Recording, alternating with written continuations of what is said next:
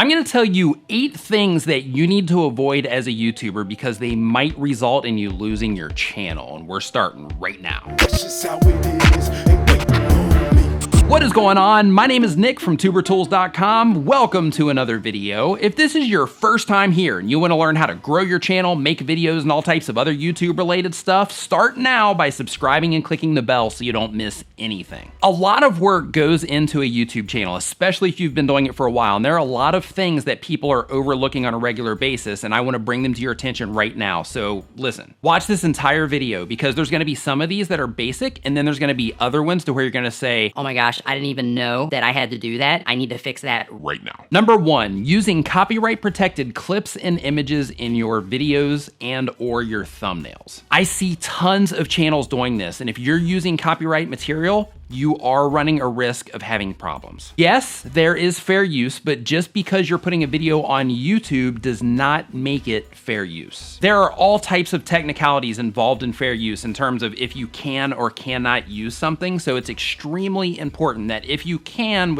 if the content that you're making supports it, that you do not upload anything that has any type of copyright attached to it. That includes using movie stars and things like that in your thumbnails, and the reason for that is if you pull something off of Google Images as an example, if the owner of that image happens to run across that on YouTube, then they can file a claim against you if you're using it in your thumbnail. Depending on your argument, you may or may not get a copyright strike because of it. Depending on your argument, you may or may not go to court over it. So it's very important to make sure that you have the rights to everything that you're using. Number 2, using official logos in your thumbnails. YouTube is extremely serious about content creators misleading their users. Let me give you an example. If you are a music channel, and this is actually why I added this to the list, because I see a lot of music channels doing this. If you're a music channel and you're using a Vivo logo in your thumbnail because you're trying to tap into the traffic that Vivo gets, and you are in no way associated with Vivo, you're misleading people. Of course, do what you like, but I recommend that you go through all of your thumbnails that are using that logo or any other logo that's directly related to somebody else on YouTube that you're trying to siphon traffic from. Go through all of your thumbnails and get that logo out of there. Next up on the list is affiliate linking without adding a disclaimer to your description, letting people know that they're affiliate links. This is another one that I see tons of people doing. They're doing review channels, they're doing all this stuff to where they're like, hey, I'll just put links to my camera gear down in the description. That's cool, and that's awesome to do that for the sake of generating extra money, but if you do not have that disclaimer down there, you might get yourself in trouble. So make sure that you add an affiliate disclaimer in your description if you're doing any type of affiliate promotion whatsoever. This one is going to sound extremely obvious, but I have to mention it because there's a lot of myths flying around about it. It is not okay to use even 1 second of a song that is copyright protected. There's all of these myths about, Well, if I just put it out for 1 second, or if I do 5 seconds, or if I do under a minute, then it's okay.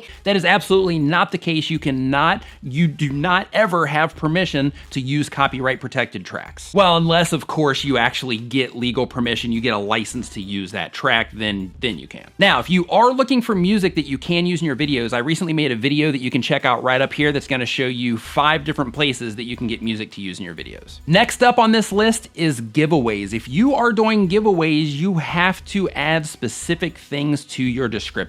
Official rules, how you're going to use the data that you collect on the users and things like that. I'll actually put a link to the information you need to know down in the description, but a lot of people, they're running these giveaways, but they're not putting the right information down in the description, and in most cases, they're not putting any information at all, and it's not because they're bad people, it's just because, like a lot of this list, they just don't know. All of this stuff, it can be technical sometimes. Of course, and I'm not even gonna spend more than just a mention on this one, but buying views and subs, that's definitely a no-no. Just in case you don't know, you can lose your channel because of that, and regardless of what the service tells you in terms of, oh, well, you know, we send real users and stuff like that, you can lose your channel. Don't do it. This next one is overlooked because it might seem like nothing wrong is happening, but you can lose your channel because of it. Sub4Sub Request, and it doesn't matter what mathematical equation that you put to it in terms of Plus 1 like is 2 subs, and 2 comments is a 3rd sub, and then 3 subs is a equals comment. whatever. People think they're clever, but they're not. It is repetitive, unwanted comments, aka spam, and if you practice that, not only can you get shadow banned initially, but you can also end up losing your account over it if too many people report you for spam. In addition to those, there's other terms of service violations that you may or may not be aware of. I'm actually gonna tell you a little story about something that happened to me recently. When I first started my channel, I made a video about how to go into YouTube and get thumbnails so you can archive them for personal use, pull them down for videos and things like that. I put disclaimers in it. I mentioned that you should only do this for personal reasons and things like that. However, because now that I'm further down the road, now that I know what's going on, now that I know what the rules are, I should have went back and looked through all of my videos, combed through everything to make sure that I was compliant, but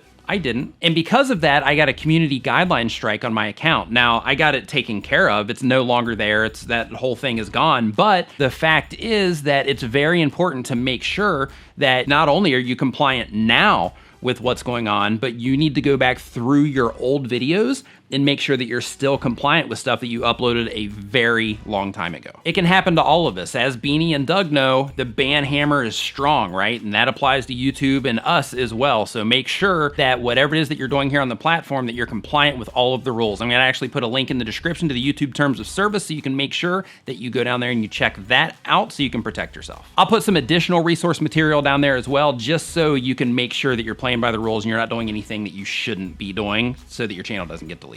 And if you want to learn more about growing your channel, making videos, and all types of other YouTube related stuff, start now by hitting the round subscribe icon so you don't miss anything. Thank you so much for watching. I'll see you next time.